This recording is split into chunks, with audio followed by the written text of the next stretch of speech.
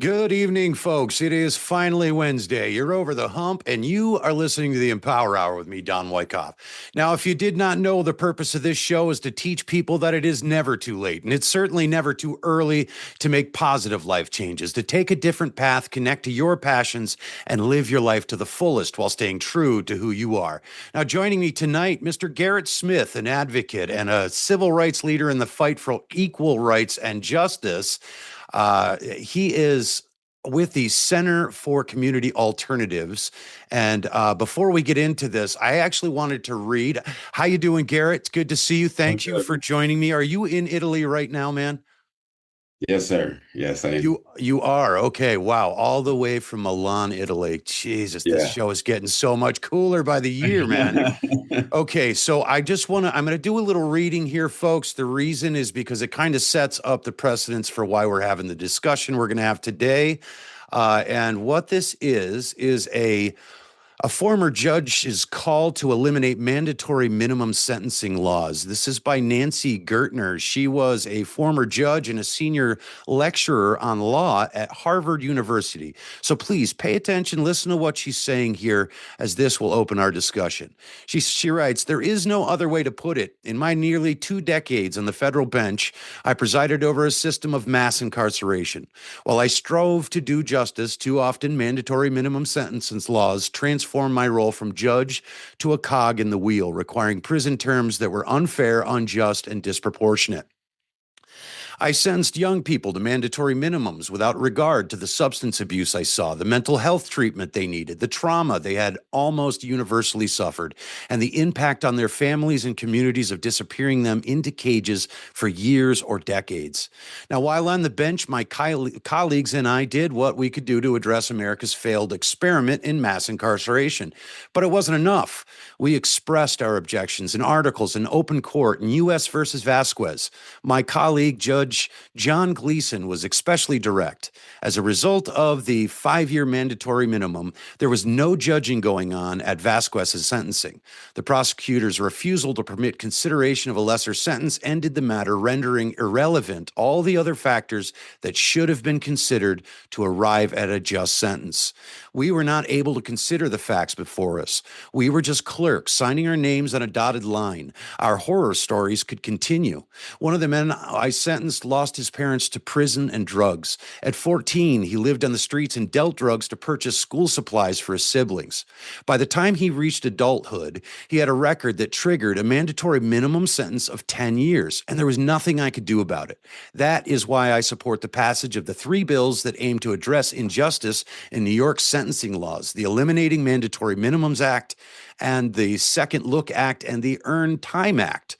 The cornerstone of our criminal legal system is the right to a fair trial. But in New York, 98% of cases are resolved by guilty plea. The reason for this is disturbing as it is simple. Mandatory minimums serve to coerce defendants, innocent and guilty alike, to take plea deals rather than risk severe sentences for exercising a basic right assured to them by the Constitution. Put simply, our current laws punish people who exercise their right to trial. The Eliminating Mandatory Minimums Act is a critical step towards ending the coercion of plea deals and allowing judges to make individualized determinations based on facts of the case at hand. The legislation would allow judges to consider mitigating circumstances and vest sentencing power with judges, not prosecutors. The Second Look Act would allow incarcerated people to petition for resentencing. Judges could revisit overlong sentences where appropriate. In so doing, we could address decades of unjust sentencing that devastated families and communities. Finally, the Earned Time Act encourages incarcerated people to seek out education, employment, and rehabilitative programs while serving their sentences. This bill rewards incarcerated people who are actively working to become contributing members of society by allowing them to earn good time and merit time credit. Incentivizing participation in programs is an essential step towards building a world where people come out of prison better prepared to be assets assets to our community than when they were sentenced. I was appointed to the bench in 1994, the same year that the notorious 94 crime bill was passed, dramatically reducing access to earned time, ballooning prison populations, and eliminating college access for incarcerated students. Nearly three decades later, even President Joe Biden, the bill's chief architect, has called for change, including the elimination of mandatory minimums and the expansion of earned credit programs. Passing the Eliminating Mandatory Minimum Acts, the Second Look Act, and the Earned Time Act are critical steps towards realizing a fairer and more just legal system. Again, that was Nancy Gertner, who is a former judge and is a senior lecturer at Harvard School of Law. Now, that is some pretty heavy stuff to be coming from a judge that spent that much time sentencing people. I can only imagine, to actually write that and put that out, that this person has spent a lot of time realizing that they were stuck and sending people away. Well, tell us about what you do, Garrett, and what the aim is for Communities Not Cages. Yeah, well, before I go forward with that, I want to actually share that, actually share this as well, is that she's one of many judges that's been in support of these bills and the changes that they will bring with their reforms. Mm. Um, Another judge, a federal judge that spoke openly, publicly, uh, actually came to participated on some of our panel discussions, has been in open interviews about this as well, is federal judge Frederick Block. Mm. He's another person. We also had an op-ed that was in support of the Second Look Act and how it will undo excessive sentencing. And that was from Chief Administrative Judge Joseph Zayas. But then we also have the support from current Chief Judge, New York State, Judge Rowan Wilson. So a lot of judges see this as a positive for New York and something that can really help.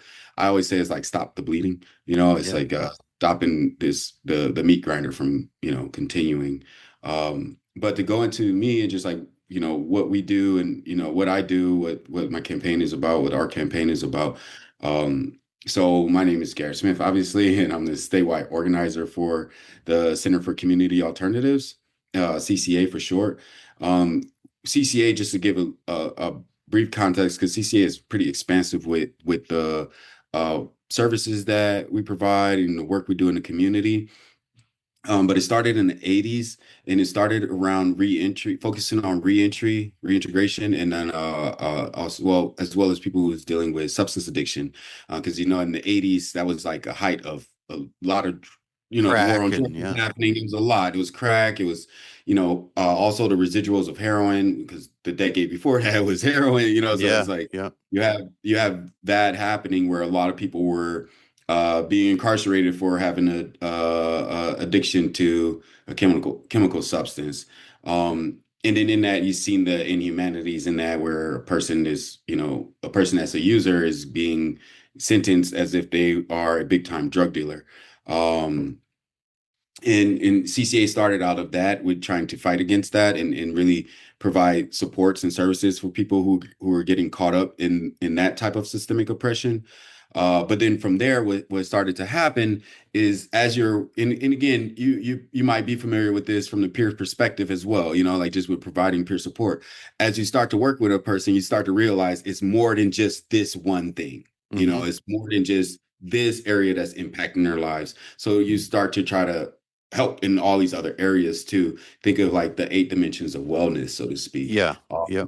And then from there, CCA started branching out into the other areas to try to help people move their lives forward. Is really trying to put a fishing pole in people's hands. But then he realized all of these different areas that a person would need to really get back on their feet, and to start moving forward. Now, I just want to ask for the listeners Yeah. that are probably listening, Garrett, Mhm. you live in Milan, Italy. Why do you care Yeah. what's happening in the United States and New York in particular? Yeah. Oh, a lot of reasons. One, I'm an American citizen still, right? So, is that's one. Two, my family still live in America. I have family that lives in California. I do things in California as well. I have family that lives in Louisiana, do things there too. And I have family that lives in New York, Buffalo, New York to be specific. So, do things in Buffalo as well. The reason why I'm working specifically in New York with these things is because one, I'm directly impacted by the system of New York. I spent 6 years in confinement altogether. Also, I'm directly impacted as a family member. I had two brothers that lost their lives to violence. So that's why I look at it as a survivor of crime, as a victim of crime, where I want to stop the bleeding. I want to really do restorative justice, where the whole community is impacted. So, we're not burying a person and we're not visiting a person behind a wall, right? And then my father is also directly impacted. So it's really close to home. I grew up with this, grew up in communities that were really, oppressed. Or I want to speak to raw, and I don't want to get graphic with what I'm saying, but it was really difficult, and it was a lot of turmoil, a lot of poverty, a lot of just struggle living, and it was and what I realized is because New York wasn't the only place that I live. So, but what I realized is that it's not just in this city or this zip code that is happening really across the country. Now, how does And that fare with the system that's going on in other countries? You're all over the world. yeah, What's yeah. the So, comparative? well, the comparison for me, so I'm going to give you a personal thing first, and then I'll bring it out to the macro, right? But for me personally, what it was is that I was living in Syracuse. Okay, I'm knowing all of these things already, right? I was already doing what I was doing, with systems advocacy and trying to reform areas that are oppressive within the system. So I'm doing this, and it was one moment where I was taking my son. So my son was 12 at the time. And I was taking him to Dick's Sporting Goods because we was just getting new sporting equipment, just we train. So, Hmm. I'm a coaching dad, right? So we was doing that. And when we was walking through the double doors, it was just like a police officer station to the left of the entrance. And when we was walking through, my son froze. He just kind of like stopped in the doorway. And I didn't wasn't thinking much of it like that, and I was just like, yo, man, what are you doing? Like, come on. Like I didn't even realize what he froze over. And then when we were in the store, it came back to my mind just to ask him, like, yeah, why'd you stop like that? Because it was kind of weird for me, like, why'd you stop like that? And he said, oh, I stopped because I just seen the cop right there, and it just made him freeze.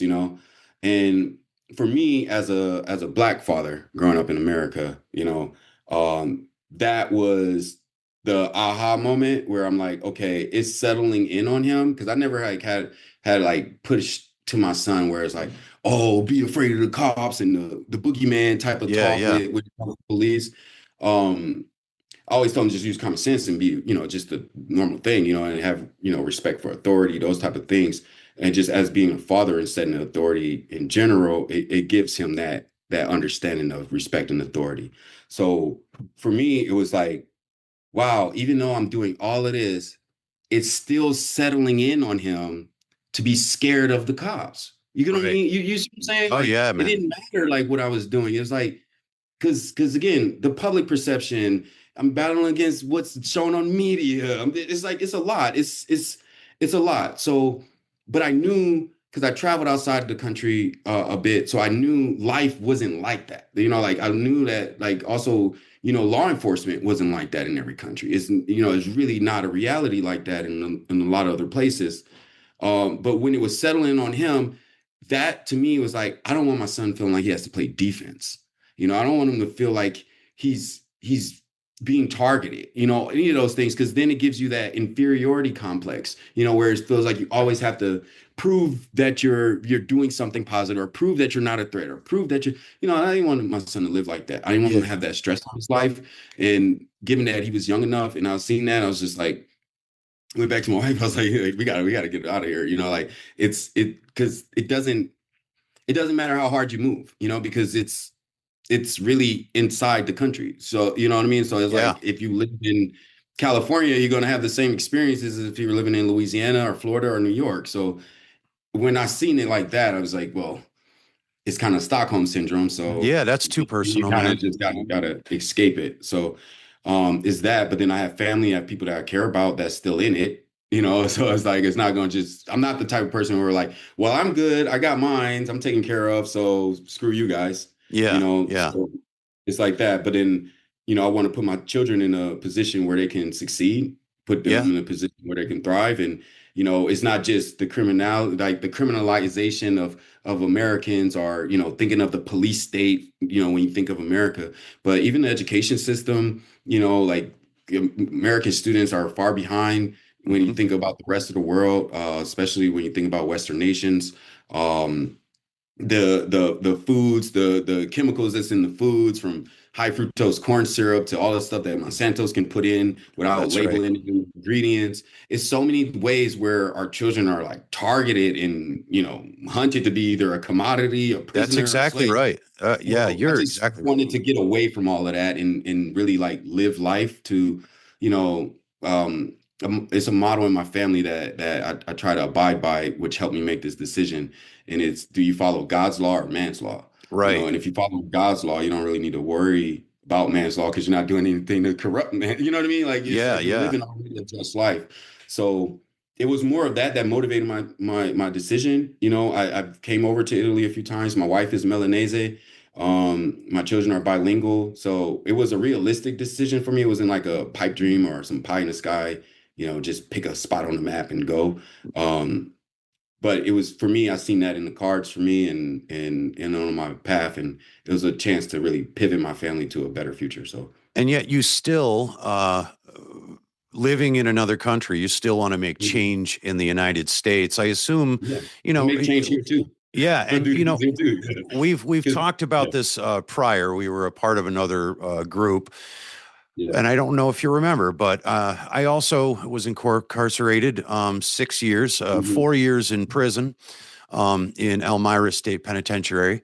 Now, Mm. at that time, there was actually programming. There was GED. I could go to college. I could do all of these kind of things. Um, Yeah. what happened? Where did that go? Apparently, that's not an option anymore. Yeah. Where did it go? One, I think it's a few things for that. It's a few things. One, every facility operates differently. So there's no like there's no mandate that these facilities have to do provide like uniform services or uniform programs. So, you know, you could go to Attica and it's completely different, even from the visitor intake process. Like it's Right. completely different than if you go to Fish Scale or if you go to Woodburn, you know, like Hmm. they all have their own like identity setup, their process and procedures, you know, they have that.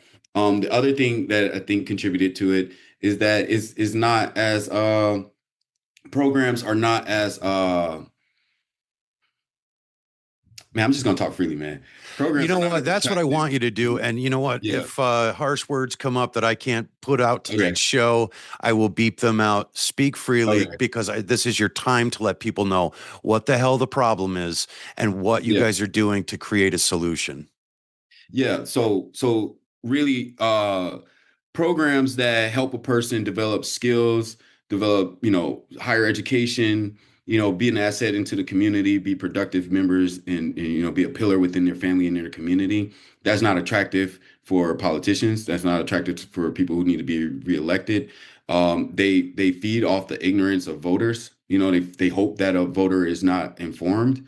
And that's where you have like the tough on crime laws, the like, we need to crack down on this. They Yeah, never, you know, it's like the divide and conquer. And it's like long as we keep the masses fighting against each other and thinking, hey, you're the problem, they'll never focus on us.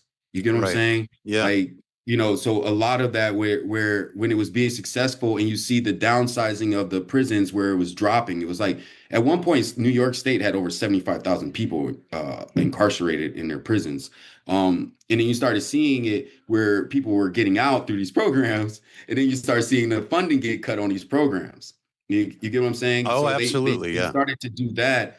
Um, and then with that, you had another wave where it's like, hey, we need to crack down on crime. Like, look, all these criminals. Because also in New York State at that time, you had they started closing a lot of psychiatric institutions. Hmm. Okay. So they just started like releasing people, but releasing them knowingly, releasing them without proper transition, right? So it's like you haven't, and again, like I try to like explain it to people this way, where it's like they create it's like Purdue Pharma, with the opioid epidemic. Create the drug, but you also have the anecdote. So you're going to create the drug, let the drug do it's cause this chaos, however many years you want to do it, because really it's a dollar point that they're trying to get at. That's So right. if it takes some Driven, man. yeah, if it takes them 5 years to reach that dollar point, okay, we're going to have this chaos being sown for 5 years, and then we're going to give you the anecdote, right? So, or the antidote. So it's like that, and it's the same process that they're doing. It's they empty out all of the psychiatric facilities, okay, as the programs was improving the conditions. They remove the funding from the majority of the programs, where now programs have to pander like today.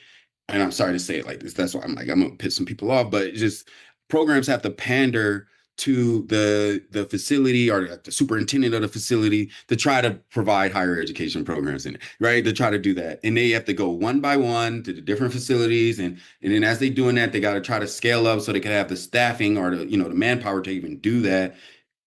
That's And like, then the funding is choked off, so that's not right. possible. So it's like you're throwing, pebbles at a huge, gargantuan type of structure.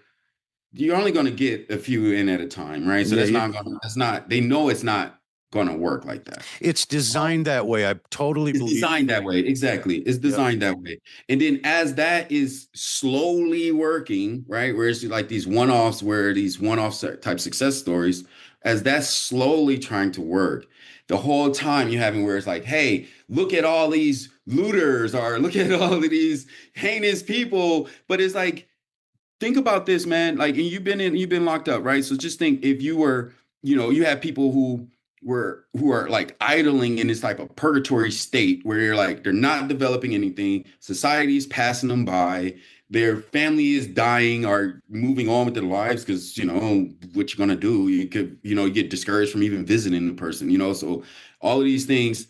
And say you're there for 10 years and then you're just released. It's not like they really do anything. You might have a 6-month LCTA, right? You might, but they're not, they just let you go, and there's 33,000 people currently incarcerated in New York State. The majority of them are coming home. Yeah. There's no programs for them, though. So just think of yourself as an individual where you're put into a box and you're put in there for 10 years and all these things are whatever, how much time. Even 2 years is a long time. Because when you think about even on the job, you have to take trainings to make sure that's right. You still specialize in that area, right? So, time is moving, society is moving. You get out. If you get out, if you're a human being, everybody's human being is on this. So you get out and you're in a community, you're poor, you have no skills, you are probably depressed. You got trauma from being locked up. It's not like you've probably seen a lot of stuff. I could speak for days on that. A witness, right? Like seeing these things, all of that, you have to deal with that too. In a community. What are we saying here? Like, what do you expect to happen? And then they say, oh, the recidivism rate.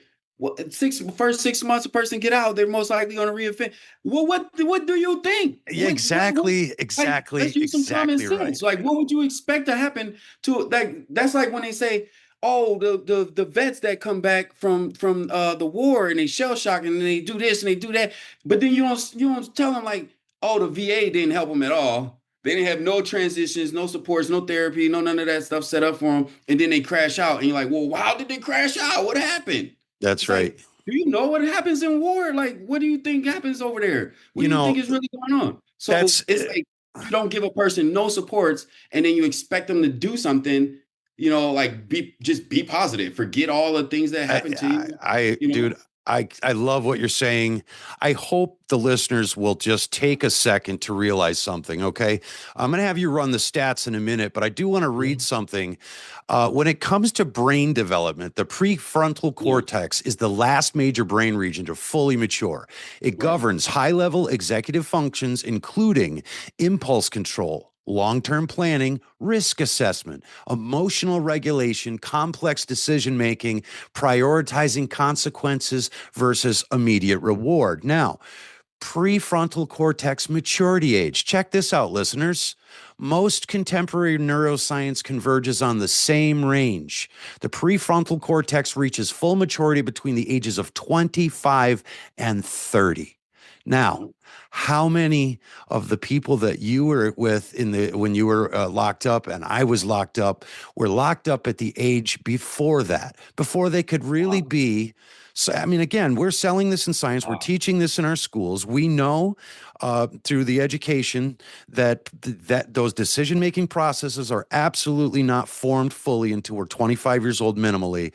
So how can we continue to persecute and push people into this system where they have to decide, oh, if I take this to trial, one, I don't have the money for a lawyer that could fairly represent me, and I'll be forced to use a court-appointed lawyer who most often, 100 cases, and who has 100 cases, doesn't have the drive, doesn't understand your family, and most of them shoot golf with the judge and the prosecutors, and that is where the deals are made. How does a person get a chance to be able to come back from that? You're not going to be. It's guaranteed. And then discharge planning. When I was the whole thing is like you're not going to unless you have the collateral, of course. But if you're not, the thing that you're looking for, you're hoping that you can get lucky with not getting railroaded. Right. That's it. That's your hope. Yeah, and that's, I mean, it's ridiculous. And I think about how many of the guys that I met that were in there that I had good relationships with that were sent there at 17 years old. Yeah. And I mean, in some cases, they weren't even the ones that did the crime. They were part of the crime, and that association matters. And I think about all of the people, like, again, I'm not going to blow your horn or mine, but we are both two ex-cons, to say it the way the norm around here would be. We're two ex-cons that completely changed the course of our lives with a desire to help others, to make our community stronger, and to be good, loving, compassionate, caring parents, contributing members of society. We're the proof, if they need some, that this is not the way. I look at it as like we're the proof, but this is what makes me believe in God so much, because I know that I could have easily been one of them as well, just like you too. We could have both easily been one of them. And mine's is like, okay, I did 6 years, but I could have easily been sentenced to 15 years, 25 years. If that happened, my life is completely different. Completely different. And the thing is, like, okay, you get locked up young, I got out and I was still young, so I still had the energy to try to change my life over and, build up my foundation. I'm starting from scratch. Like, I wasn't born with a silver spoon or none of that stuff, right? So it's just whatever I can do with my hands and my mental, right? So just go to work, do your thing. I was young enough to really still establish a foundation. Yeah. You get what I'm saying? Some people who get incarcerated at 18 or 19, they have like 62 to life, or they'll get like 25 to life. And then, they may appeal it and all these things in the appeal process, all that'll take 12 years sometimes. Then they get out and they're in their 30s and they still full of resentment and hate. Full of resentment, full of trauma, full of I got undiagnosed mental health conditions, all kinds of things going on. And then they got to try to now compartmentalize all of that and deal with the ruthlessness of society. And I mean ruthlessness because for men, society don't care about you. It's really that real. Like, why do you think the suicide rate is so high amongst men in their like mid 30s to their 40s? Because that's when they hit the wall and they realize like, oh wow, like, Yeah, and let's think about that for a second. When it comes to being released, as you just said, for you and I, we both, minimum, 5-6 years behind the wall. Yeah. But when I got out, the culture shock was so insane to me. Now, mine was 88B 1969. Those were my numbers. I'll never forget them as long as I live. That was my identity.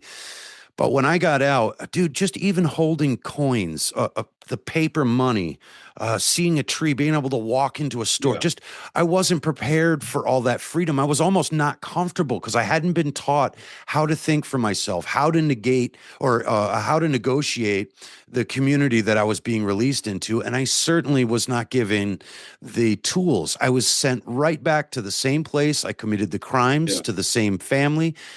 And now with the PTSD, as you said, and the stressors that come with it, but also that feeling of, man, I'm dumb.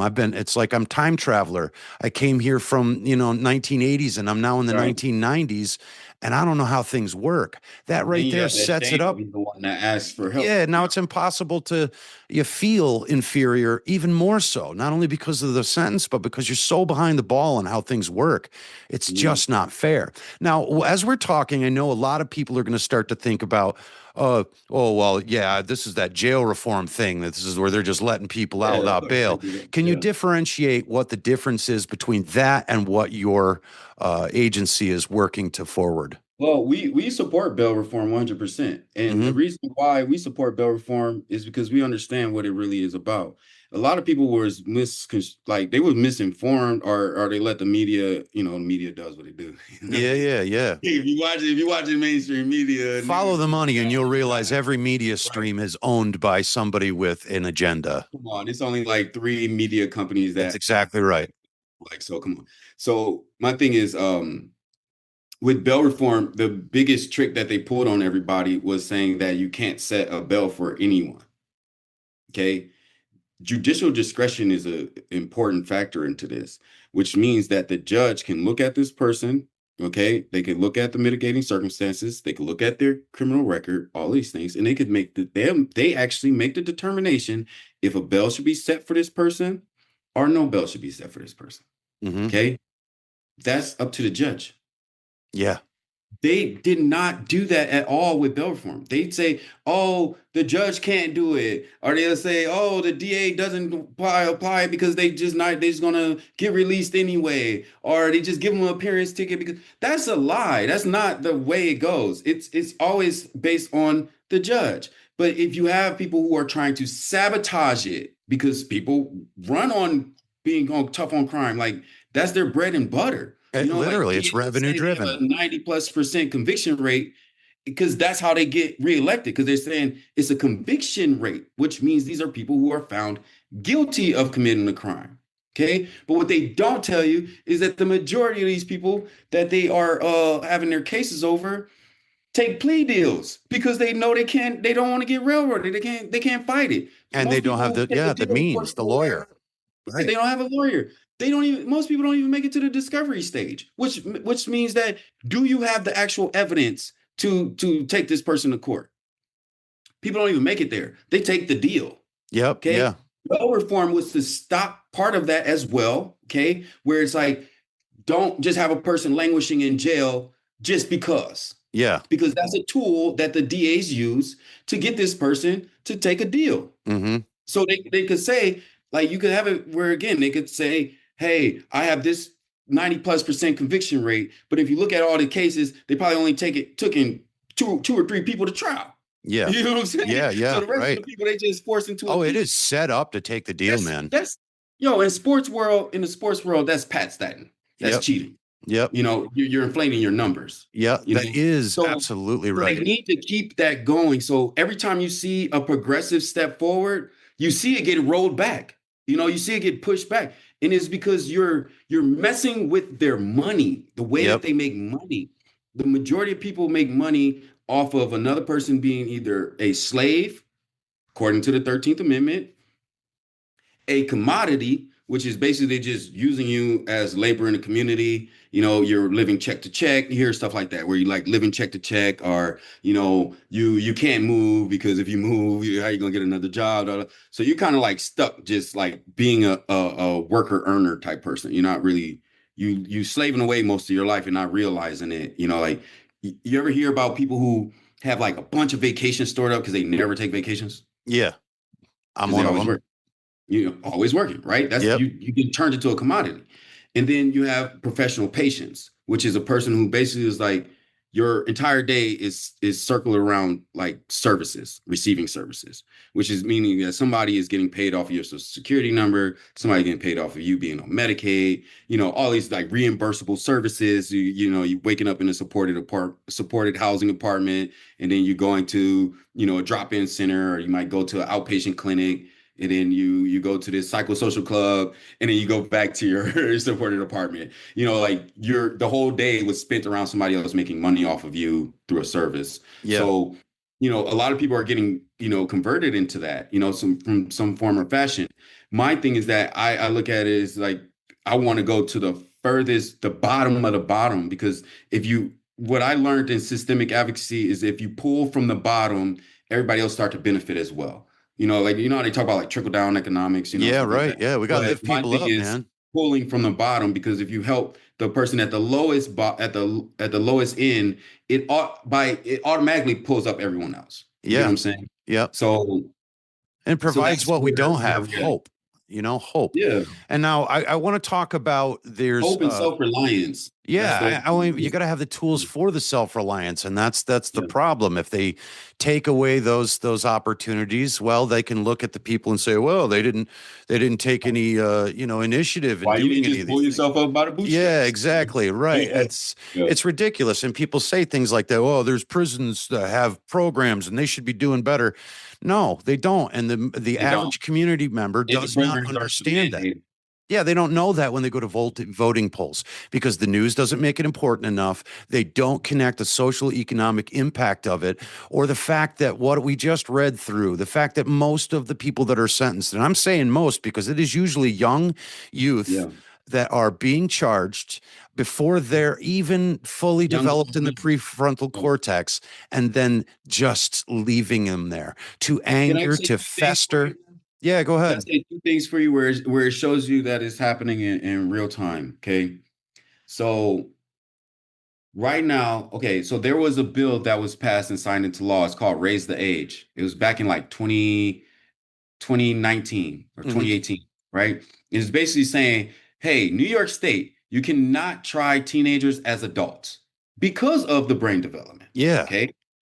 It's saying, hey, you cannot do this. You cannot have 17, 16-year-olds in prison with adults like that. Just Yeah, come it's on. bananas. What What are are you we doing? You're doing? Why are training we them. criminalizing teenagers? Okay. And trying them like that. Okay. So it was passed, it was signed into law, it was implemented, all these things. Now it was time to actually allocate the funding to really implement this correctly and do it right. Now what you have is people trying to roll back, raise the age. Hmm. Okay. Same when they're trying to roll back bail reform. Yeah, Who are the people trying to roll it back? People that benefit off of putting people in prison. that's exactly right. It's simple as that. Because now what they're trying to do is say, hey, 16 and 17-year-olds who say you're a 16 and 17-year-old and you have a gun, okay? You will be tried as an adult for having a gun. It's Hmm. going to be criminal possession of a firearm, but as an adult, Yep, not a 16, 17-year-old. that's right. I can't own one So still. you can't own one, okay? Now, you're intentionally doing this, okay? Because you're going to go into the areas that's the most poor in New York State, where survival is at the forefront, where it's the hierarchy of needs. Okay. So there's going and we're dealing with people who are traumatized through poverty, right? Where it's like, no home, no two-parent household, drug addiction, depression, all these things that come with poverty. Being poor, That's being right. poor. It's Hmm. not fun being poor. No, it's not. Um, Not fair. and then if you're a child and you have an underdeveloped brain because it's developing, so it's Hmm. underdeveloped. Okay. And you're dealing with all of these stressors and traumas and you're trying your best to deal with it. Okay. All of this. You're not making the best decisions. So will you make it as a boy, as a teenage boy growing into a man with dealing with testosterone, dealing with impulsivity? Will you make that type of decision where you'll carry a gun? Most Most likely, likely. especially if you're in survival mode where That's it's right. fight, flight, or freeze, right? So now you have this. I look at it as like these people who do these rollbacks, I don't know all of them. I know some of the unions and stuff like that, but I don't know the specific drafters that's like do these rollbacks. Like they really anonymous. Like they don't go to the forefront. Kind of like how I don't be in the forefront, you know. Yeah. But they do this right where I see it where they'll look at different impoverished communities, they'll study it, and they say, how can we criminalize their behavior? Okay. Because if we can criminalize their behavior, we can write policies and laws that will then justify and codify us being able to incarcerate them.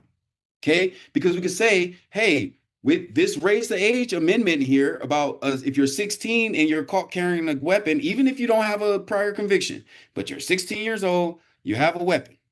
Okay? We're going to criminalize you and send you to adult prison, which is a state correctional facility. There, by being convicted, you are automatically a slave in the United States based on the 13th Amendment, Section 1 of the 13th Amendment. It says you are a citizen unless you commit a crime where you're now punished to either slavery or involuntary servitude. Define the slavery. I'm about to read it to you now. Hold on. Oh, my phone died. Hold on, let me pull it up. Okay. Slavery is free labor. Forced labor. That's slavery. Free forced labor. But let me pull it up for you.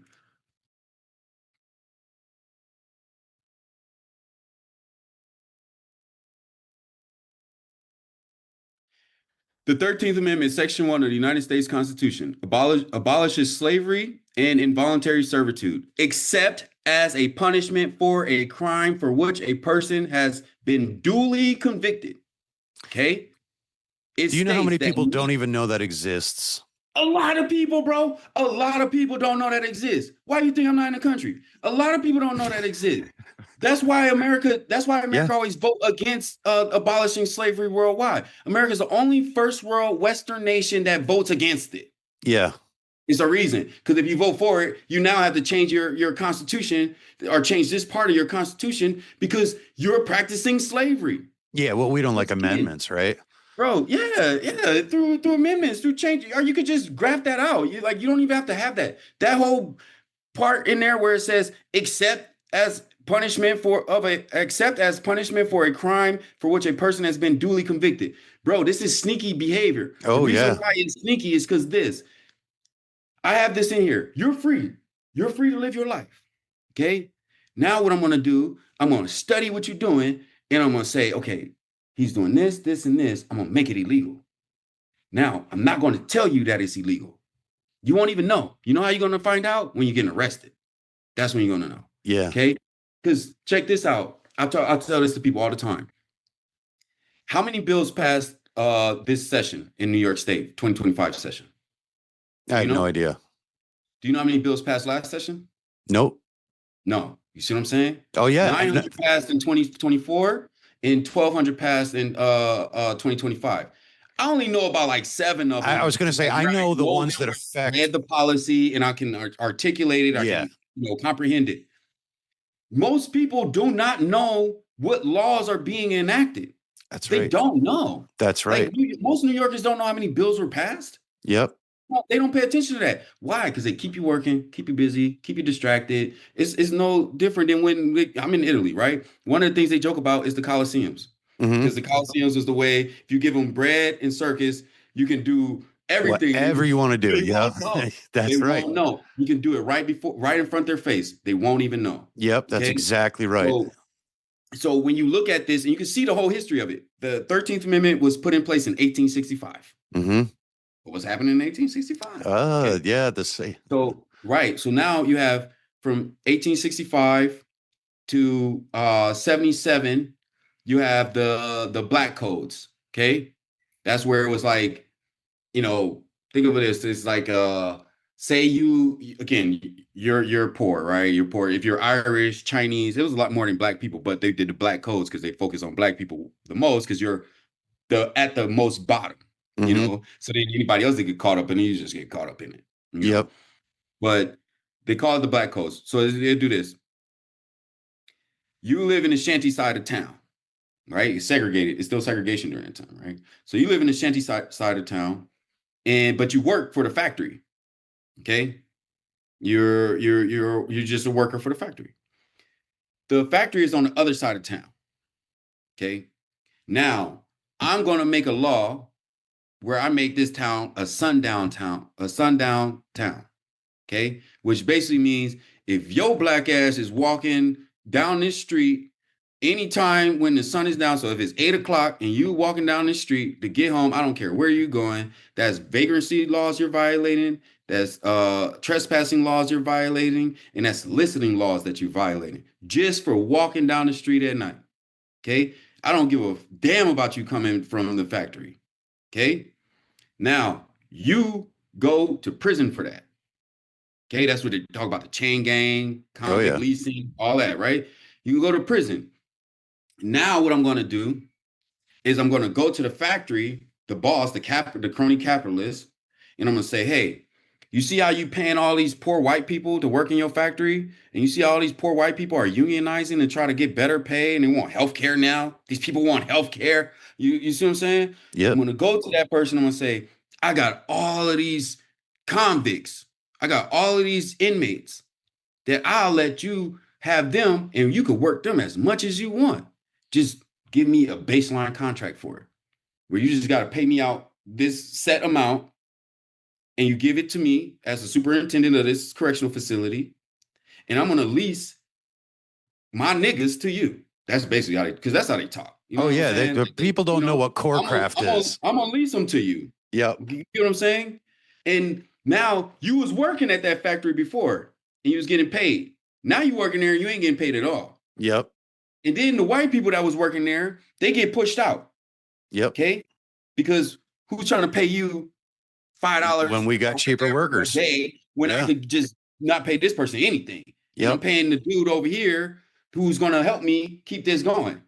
And that's now I'm able to expand. I can expand my business. Yeah. Right. That's all I'm thinking about. I ain't thinking about you. Absolutely revenue driven. So now you have this, right? But what do they do? What do they do? The politician is not going to say, yes, we're making these bad deals and we're casting away our community. We don't care about the citizen.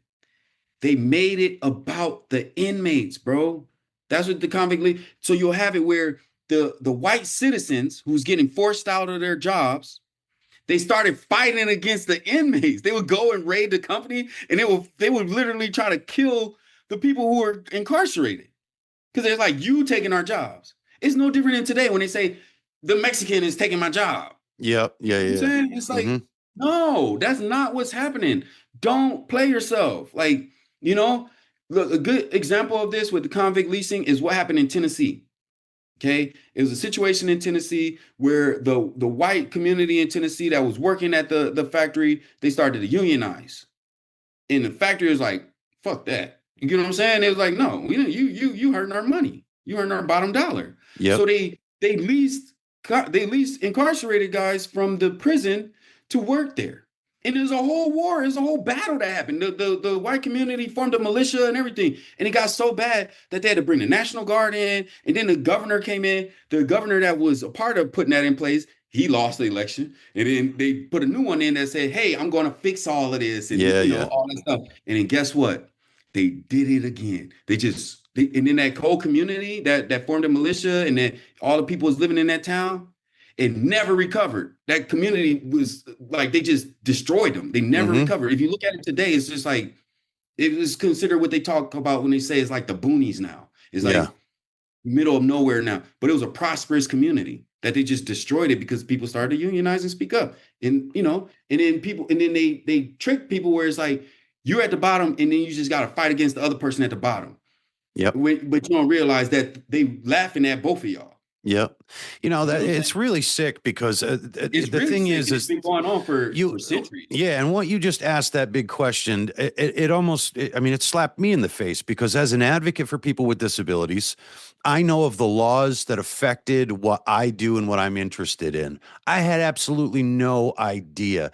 Like even when they did the COVID bill. It gets scarier though, man. You just, the tip of the iceberg. It gets scarier with that 13th Amendment. Because the last sentence is the most crucial piece. Oh, okay? Of course. The last sentence I'm going to just go from the comma with convicted and all these things, right? It says this person, okay, with being the property of the United States now, okay, shall exist within the United States or any subject to their jurisdiction. What does that tell you? Even if you went to Puerto Rico? Even if it don't matter. If nine look, the United States has 900 military bases in 153 countries. Does every military base have a prison? Yep.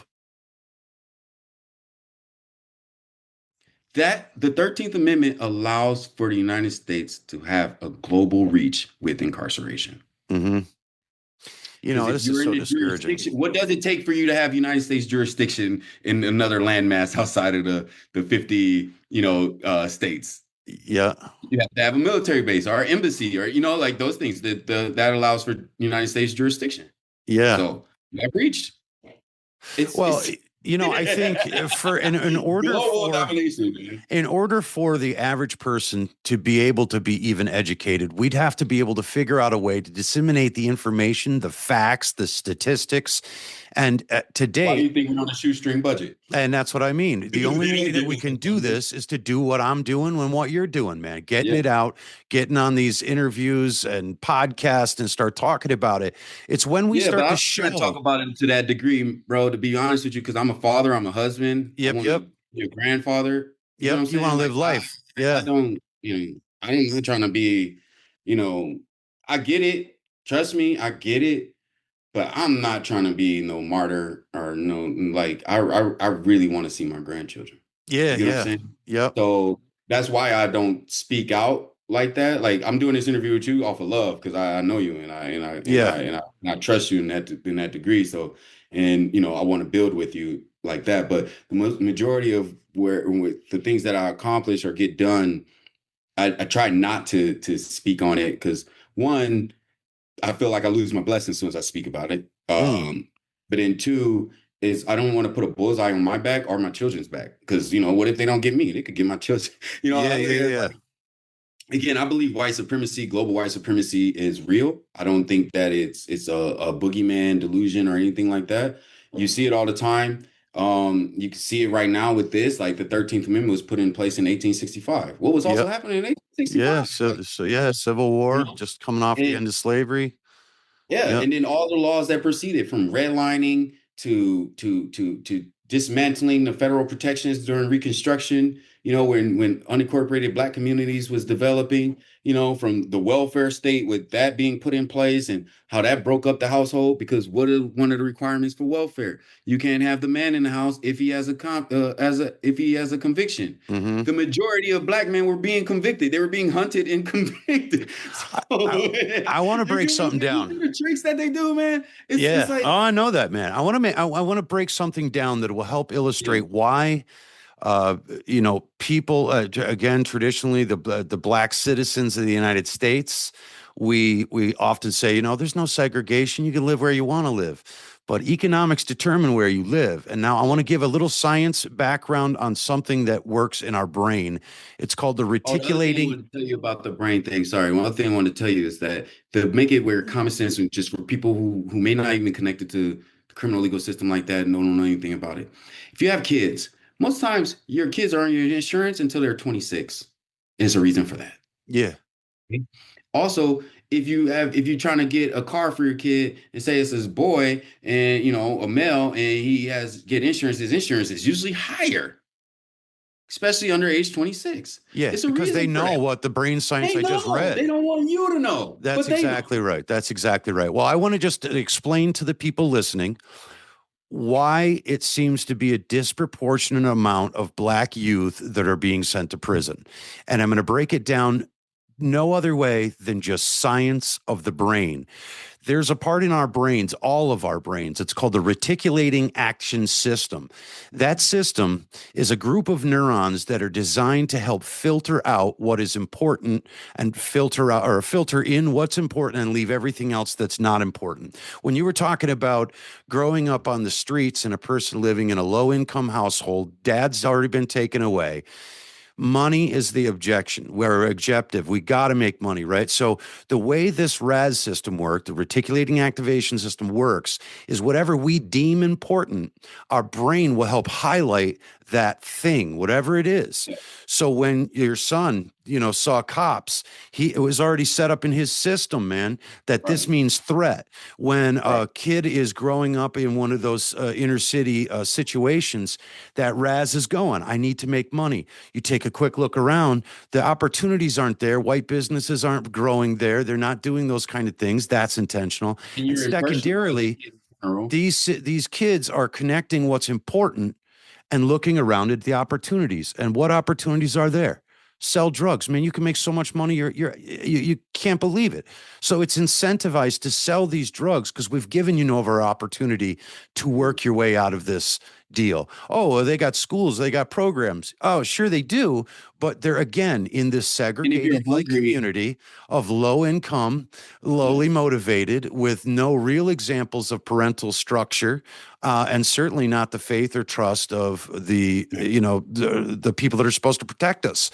Yeah. So that happens, and then we send them away. And again, I read that thing in the beginning about our brain doesn't mature till 25. It's in our insurance codes because we know that kids don't make good decisions. Yet you can send them to prison for a 50-year sentence on something they did when they were 17. Dude, I'm a good dude, but I have thought many times about killing a mother. Not a mother, but a person. That thought has rented space in my mind. Fortunately, I lived in a situation that there were other options, right? Right. But for those that aren't, again, that RAS lights up and says, here's your solution, man. Take this dude out. Eliminate. You got to think of it with that going off, okay? But you also have a person who went through adverse childhood experiences. And I don't think people really put a lot of ownership onto that or like put a lot of seriousness to that. Now, if you're starving, I don't know if you've ever been starving before. I have been homeless and starving. Right. Homeless and starving. So it's like, look, I'm just five of my charges were because I stole food and money. You get what I'm saying? From stores. So when they talk about like a kid stealing, like I've seen the one case where a kid was stealing and it was all like groceries. It's like, come on, man. Yeah. Come on, man. He's not stealing radios. Like a Louis Vuitton bag or something. Yeah, exactly. Like a Brinks truck or something. We're talking about bread, milk, laundry detergent. Like, come on, what are you talking about? So and again, like if you're starving, it goes back to hierarchy of needs. If you're starving, if you're thirsty, your only thing is trying to survive, feel that hunger. You're not like thinking about like, oh, I should do. No, get in that situation. That's why I say you got to feel that. Like if you ever felt it, you will understand. Do you know coming from? Current brain science tells us right now, there's all these people about manifest this and think that and grow it, blah, blah, blah, blah. It's all bullshit. You know what your brain is designed to do? Not die. Yeah. Not die. Yeah. That's it. It just, hey, you were safe yesterday doing what you did. Do that again because that'll keep you safe. Yeah. And that's how it works. And when people start to realize that there's ways that we can hijack that system of thinking and start to use what is in every brain, that reticulating activation system, when they start seeing possibilities, they can make substantive choices that say, okay, well, I could go sell drugs, but they're offering this opportunity for me to get up out of the city by taking on a career I'm interested in. We've removed that opportunity. Even check this out. Because even when they do that, right? Fentanyl is not made in America. You know what I'm saying? Cocaine, I have no idea. Fentanyl is made in China. Yeah, I know coke's not made here. The majority of fentanyl is made in China. Mm-hmm. Okay. Cocaine is not natural to America. Heroin is not like poppy seeds, poppy seeds, coca plants. Yeah. None of that stuff is natural to America. Okay. Right. But somehow, some way, it always make it to the poorest zip codes in America. Yep. Okay. And it's shipped in mass. And they try to say, oh, it's just the cartels, or they say, oh, it's the Taliban, but I know freight ships have to be involved in this. Absolutely. Okay? Freight shipping has to be involved. That means ports, United States ports have to be involved. Mass distribution, okay? Mass transportation is involved in drugs getting to the corners. That's right, man. So it's like when they always focus on the drug dealer on the corner and all that stuff, or the knucklehead kid that's selling a pack and all these things, they not worrying about the Wall Street broker who's monitoring the freight shipments. They're not worrying about how even the dock workers that's involved. They're not worrying about the foreign nationals that's involved with packaging it. They're Yeah, not yeah. worrying with Nah, it's military incentivized, man. It's like you get what I'm saying? Like and to this put is smoke and mirrors up is one of the things they're doing. You again, you look at Venezuela, what's happening in Venezuela. Trump's got people, our military out there shooting without questions, just taking out boats that are shooting across the thing. Now they may have drugs on them, and that's the point. But this is so much bigger than that. We sensationalize that one story. Look what we're doing to fight this. Now we're going to go after Venezuela. I ain't even heard a peep about Venezuela before at all. Never even heard about it. And now it's like this. Oh, you don't think we're doing enough on drugs? Watch this. We're gonna take out this 20-foot boat with missiles. You know what I mean? And they were smuggling. Now we're gonna go to war with Venezuela. I mean, look, dude, we know if where the problem anybody is and ain't doing shit about it. like And the people people, don't believe people don't believe about this stuff, you know, because they think it's too far-fetched or it's conspiracy and all oh these God, things, it's so you sick when know. I hear that. Oh, it's But conspiracy theory, the dude. current president of Syria, the current president of Syria, before he took over Syria, was incarcerated in the United States. Mm, He was interesting. in prison in the United States for terrorism. This Yeah. is a person who's a former Al Qaeda member. Okay, he's a terrorist, killed American soldiers. He's in an American prison. After being released from American prison, he becomes president of Syria. Come Yeah, on, that ain't by accident, man. That ain't by accident. these things through. So You know, hey, I here's a look good at it, all of example. that. I look at all of that, and I'm just want to narrow it back down. Okay, I look at all that, and I just want to try because I'm trying to tell people like how they play in your face, like they just play in front of you, Yep.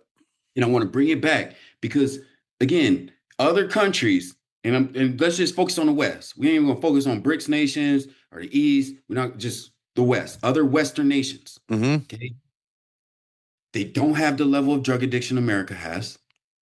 They don't have the level of criminality America has. They don't have the incarceration rates America has. They don't have the homicide rates America has. They don't have the robbery rates America has. These countries are just as diverse, if not more, than America. Okay. Like I live in Milan, it's diverse. And when I was talking to people like other Italians about like, yo, I didn't expect it to be this diverse. Okay. I didn't expect to see Filipinos, Senegalese, like everybody, almost everybody's here.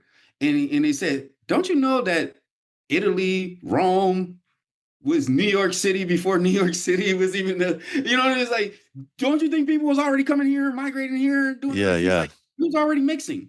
It was like there was already merchants here, trade routes, all this stuff. People was coming and settling here. This not new. It's just new in America. But like when you go to the actual cities in these other countries, it's super diverse.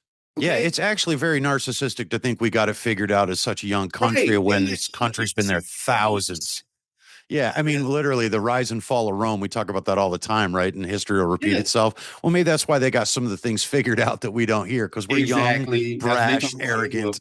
Yeah, I want to But bring they it don't have back. the laws that America has. Yeah, well, That's the difference. America's laws criminalizes its citizens because the yeah. whole thing is free labor, free cheap Mhm. labor. They never wanted to move away from that. Well, That's that why and stuff coming. yeah, it's I don't have a fix for all of that, and like you said, I'm not going to take up the torch and spend my life in pendulums full of angst to fight through this. I just want to bring the awareness and I want people to start to understand something. Everything that we just outlined, who pays Mhm. for it? Who pays financially to support these things that are happening right now in the United States? Where's that money coming from? It's coming from our labor. That's right. It's coming from our taxes, our labors, and decisions that are made without our knowledge. Now, I just want to bring up this is a diversion from what we're talking about, but it absolutely underscores what we're talking about. It's all connected. Did you see the movie as just was put out? It's called The Age of Disclosure. No. It's a documentary. So this is crazy. It's a documentary that captures the congressional hearings that happened with 32 top currently high ranked legislators, congressmen, the industrial complex for wars, all these kinds of these high level people saying UFOs are real. We've been back engineering them. We've kept this from you. We used disinformation to quell the curiosity because we wanted to weaponize this stuff. These are actual commanders, Yeah. 5-star generals that are currently serving, yet they are standing there taking this time out to say that we have spent trillions of dollars in doing this, researching it and keeping it quiet by shaming everybody who has any input on it, telling them they're crazy, ruining their Yeah. careers. Now we're admitting it right now. You can look it up on CIA.gov, folks. Check it out. You will How see many that of those we've been people that hiding they, this shit yeah. forever. And only now, some 90 years later, are we admitting that they've been lying the entire time. But you don't think that anything that we're talking about today about the Yeah. incentive for keeping Watch 50 inmates. years from now, they're gonna Yeah, I tell mean, they're gonna come on, look man. at it and This say is they it's they obvious. Argue we cannot trust the people that are in power. And the bummer of this is this is why I step back, Garrett. I thought about this a long time ago. You think, as a community member, as somebody that votes and pays taxes, that you have input on this stuff, but you can only have input on the things that you're informed about. We have people that are making decisions for us and giving us what we can fight about while distracting us with all this other ridiculous shit. But the bottom already line tell is, you you is don't have our no choice. prisons. Our prisons are full. Give us the stats right now. What do we pay? It's almost 70 million or 70 Yeah, billion. so it's What 70 is it? billion. No, it's not No, no, 70 billion. for It's all right. 3 So for a billion yearly to for a keep year. an It's 3 income, billion a year to keep the prisons operational with 33 plus thousand people. right, and it's $69,000 per inmate to Yeah, keep them housed. Now, yeah. one of the About things that they think about it, sold about $1,800 a day one of the per things person. that they sold, which ties into what you were talking about, how they're using slave labor out of this. People think that, oh, it's just conjecture and fantasy because he's a black guy. No, No, it's bullshit. real. I'm a white guy, and I can tell you, we worked in Corecraft. Corecraft is a Yep. prison manufacturing company that sells the office equipment to all of the major corporate structures, And state license plates. and county buildings as well. That's right. And they So enter into yeah, a yeah, contract, but those inmates are only making from that work about 80 cents a day. yeah, 80 cents a day. When I was yeah. working and I was programming in the jail, I became a well, it's not the same anymore. But when I would go to program, work the kitchen, man, I was making 43 cents a day, which And you how you much would does a summer sausage cost? yeah. But they're You know what I'm saying, saying? but they're saying they're doing this because they want us to pay for our own prison time, Yeah, which is yeah. crazy. But But then again, you order nobody's listening. commissary in Yeah, one man. item on commissary is like $7 Yeah, and for a nobody's snack. listening You know? because it doesn't affect them indirectly. And I don't Yeah. expect our conversation right now to fire up everybody, but it should make you look. It should make you go, "Hey, man, that ain't right. $69,000 a year At least at the to keep minimum, somebody incarcerated, but you're only paying me 55,000 to help serve the populations you let go." that's what I'm saying. Like at the minimum, if a person is not directly connected to this, right? At the minimum, and I always try to tell people that, especially because you pay taxes, the minimum you should feel like a sucker. You know what I mean? At the Yeah. minimum, like, Yep. damn, I'm giving my money to this person to do this. Yep. Like, Just over broke is think what about job it. stands for. Job is Think about what just you're wasting your money on. You Yep. know? Yep. That's exactly right, man. Now, look, I want to get us back into this, and Yeah, by just asking a couple things, if you could break this down, there's a couple of acts that you guys are proposing right now, one of them being the Marvin Mayfield Act. Can you describe that? yeah. And what's that about? Yeah, so the Marvin Mayfield Act is essentially to eliminate mandatory minimums with removing the 2 and 3 strike guidance as well as the mandatory minimum guidelines. That was put in place in the 70s. It wasn't like New York State was doing this, forever type of Mm-hmm. thing. It was really put in place again to accelerate crime or criminality, accelerate the mass incarceration. It came after Vietnam War. Within my family and my community, as in the black people, the way we look at it is it was punishment for a lot of black people abstaining from joining the Vietnam War, and Mm-hmm. it was like criminalizing them. for that, or punishing, because you're gonna get punished for doing that. Anytime you object, right, you're gonna get punished. Got to make an example out of you. So the Marvin Mayfield Act, and we named it after one of our mentors. He was a mentor of mine, Marvin Mayfield, who he passed away of natural causes, but he passed away in the fight. But he was a person who was a part of the creation of the Communities Not Cages campaign. He's a part of the idea with how to reform mandatory minimum guidelines, or really just eradicate it and shift power back to the judges, where, you know, how it's supposed to be, right? The Yeah, DAs well, shouldn't have just any like that power. opening. I mean, we've got judges Yeah. that wish they didn't have to sentence and that their hands are tied. And then there's also the Second Look Act. The Second Look Act is to undo the harms that was caused by these type of draconian laws, like the war on drugs with the Rockefeller drug law, during that era. But then also the 94 crime bill, the federal crime bill, where it incentivized states to have a version of their own, right? So like New York State has the truth in sentencing laws. So what the Second Look Act will do is say like, hey, look at all these people who have like at 17 got 62 to life, or this person got 130 years just for being with a group of something that happened, right? So it's to give all of these people a chance to show how they were excessively sentenced. It's not saying that this person wasn't guilty. Right. uh, Yeah. it's saying that they were over sentenced for what they're being convicted of. you Yeah. know And that is so just it's to undo that. And again, everything that all these bills have woven into them is self-reliance. Okay, mhm. so the self-reliance factor that you can see in the Second Look Act is a person can apply for a second look. In that application, they have to show their transformation, like how they transform while they were in prison, right? While they're incarcerated. Show their understanding of the instant offense in the situation, but then also show how when they were incarcerated, what the laws were at that time. That's right. Yeah. Okay, and how they change. Because then they get and it allows for a separate judge other than their original sentencing judge, because that judge might no longer be alive, may no longer be a sitting judge, or may not want to, like, they might want to say, I got that one wrong. Yeah. The judge don't Oh, want they're not to gonna. say But you know what? Drug reform it. is another one that should make a point. There are many Yep. people. I have a friend that was sentenced to 70 years for crossing state lines with an enormous amount of marijuana, right? Mhm. Now we legalize marijuana and Right. encourage, That's where the marijuana regulation yeah, and we encourage comes this about. taxation of this. And now they are contributing members of community that we are happy they're there because a majority of the United States will dabble in the reefer. You know what I mean? And Yeah. so all we had to do is say, okay, we think this is harsh, and we let go. And but now look how many people just got out. My friend he was sentenced to 70 years. He did 11. He's now sitting on the side of a bank having a barbecue with his girlfriend.